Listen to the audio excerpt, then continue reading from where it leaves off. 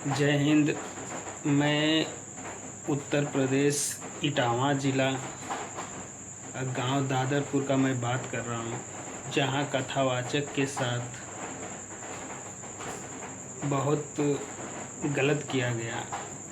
उनकी जात पूछकर उनका सीखा काटा गया, उनको मुंडन किया गया, उनके एक स्त्री के मूत्र से छिड़काव किया गया।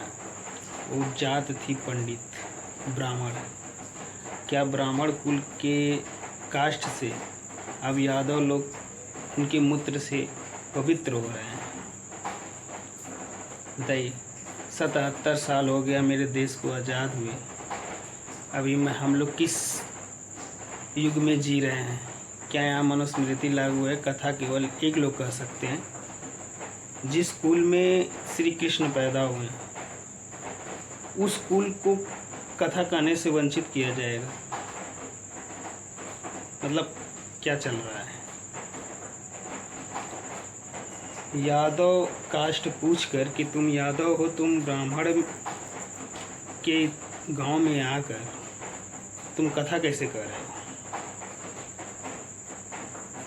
उसे जो कि उन्हें बुलाया गया वो आए कथा करने। कथावाचक थे मुकुट यादव और संत यादव। उनको नाक रगड़वाया गया उनका स्त्री के पैरों पे। और आगे बात है कि यादव कृष्ण का कथा नहीं कहेंगे तो ब्राह्मण केवल कहेंगे। ब्राह्मण कोई जात नहीं होता है। जैसे क्षुद्र लोग कहते हैं, उस तरह ब्राह्मण क्षुद्र 4 होते हैं।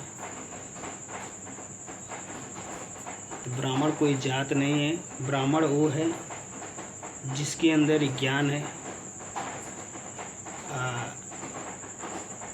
वो ब्राह्मण है। और जो ब्राह्मण का जो होता है कोई निभा नहीं पाता है। मैं ब्राह्मण के बारे में क्या बोलूं? सब लोग एक हैं। हिंदू रहते हैं। ऋग्वेद, यजुर्वेद, अथर्ववेद, सामवेद। तो मैं ऋग्वेद का बात कर रहा हूँ। ऋग्वेद में साफ साफ लिखा हुआ है कि अपने कर्मों से जाना जाएगा। उसकी जो कर्म होगा उस कर्म से वो जाना जाएगा। राष्ट्र बनाने का जो कोशिश कर रहे हैं लोग, तो ऐसे हिंदू राष्ट्र बनेगा?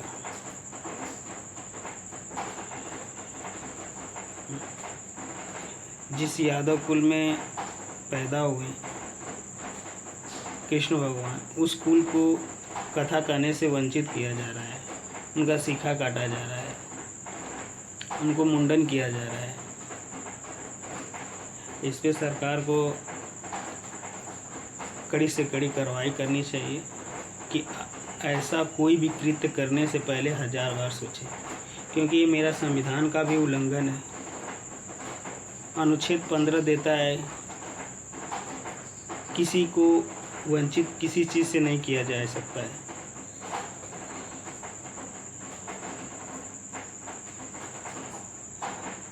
तो मैं क्या बोलूँ इस पे? मैं बस इतना ही बोलूँगा कि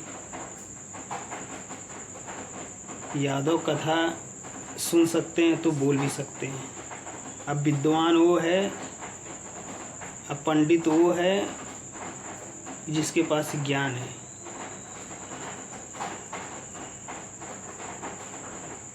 सब लोग क्षुद्र हैं, सब लोग एक ही जगह से आए हुए हैं।